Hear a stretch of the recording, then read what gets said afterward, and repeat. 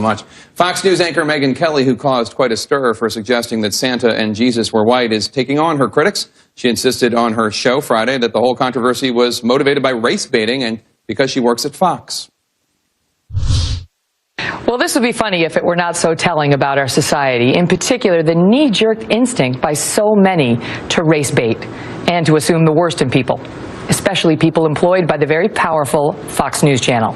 Contrary to what my critics have posited, neither my statement nor Harris's, I'm sure, was motivated by any racial fear or loathing. In fact, it was something far less sinister. From Miracle on 34th Street to the Thanksgiving Day Parade to the National Christmas Tree lighting, we continually see St. Nick as a white man in modern-day America.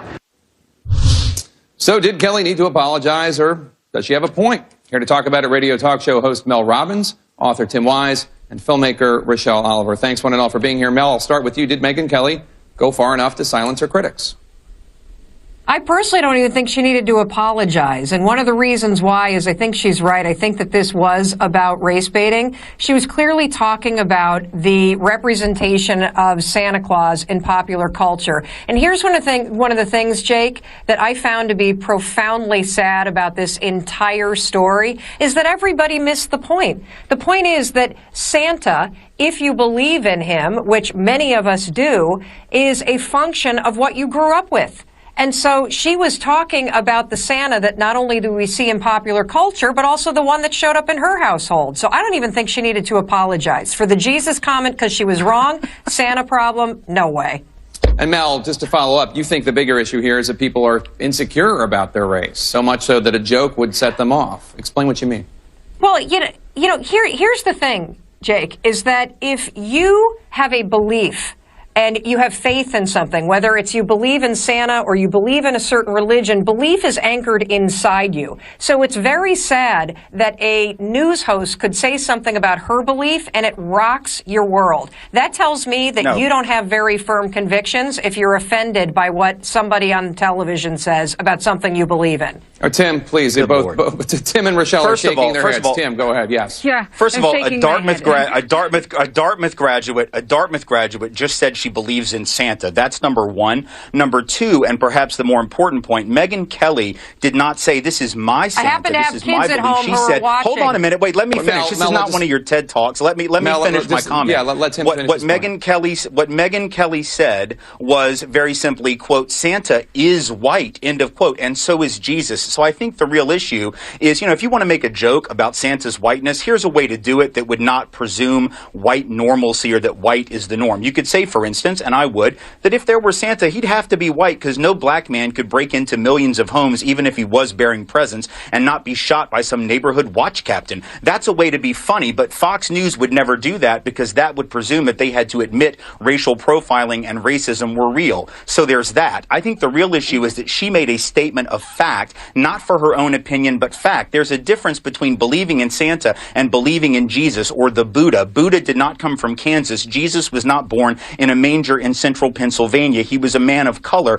and the fact that we have represented him for centuries, literally as a white man, speaks to the entire history of white supremacy. We can act like it didn't happen. We can make it the punchline of a joke, but the reality is this iconography, Jesus more so than Santa, I agree with Mel here, Jesus more so than Santa is a real problem. There's a reason we've represented these icons as white. It's not a coincidence that we've done that. Okay, Rochelle, I want you to respond to the points being made. I would like to say also that many cultures throughout the world represent Jesus and Santa as their own culture, whether it's Latinos or African Americans or Africans or whites. Exactly. But Rochelle, please weigh in. Well, Megyn Kelly did say that Santa is just white. She was very clear about that. And the fact is, where you can talk about that this is Santa and this is a fictitious character, but the real issue here is that people who think like Megyn Kelly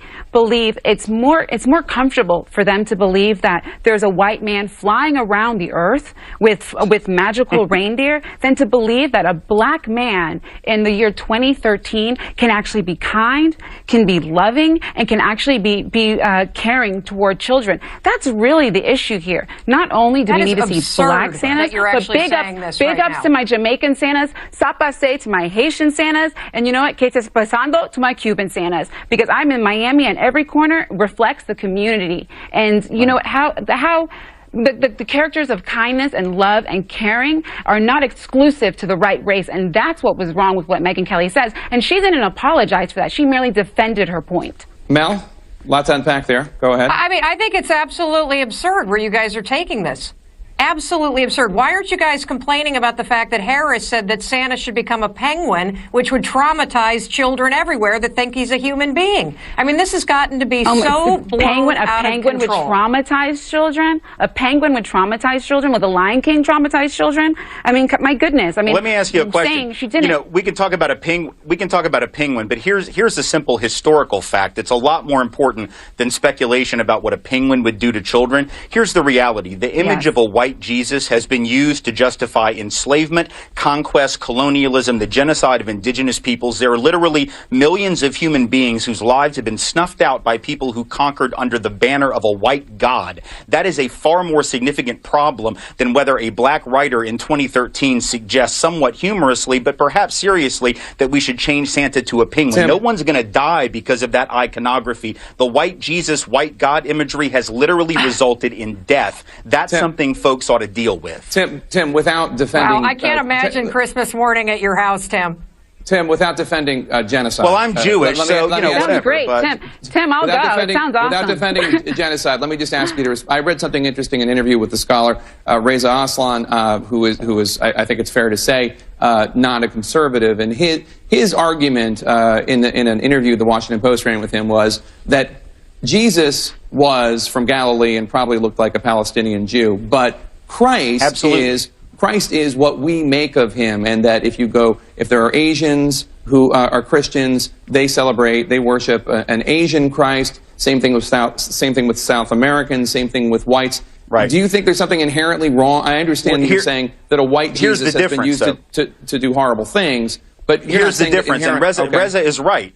No, Reza's right, but the difference is that the power of others to make Jesus or to make Christ as they view him has never come close to the power of the European power to make Jesus white. In other words, black folks can think Jesus is black and view Christ as black, but at the end of the day, the image that has been used to dominate Christianity in this world and on this planet is the white image. So therefore, you can believe, you can think Jesus looks like whatever you want or that Christ looks like whatever you want. Ultimately, though, there is such a thing as power, and it's not equitable. And so if certain people have been able to impose their image of the Christ, of the Savior on others, or God, or Adam and Eve, the first human beings ostensibly as white people, to believe that that doesn't have an effect is to believe that advertising doesn't have an effect. It's to believe that companies that spend billions of dollars don't actually sell you stuff based on the images they use, which is nonsense.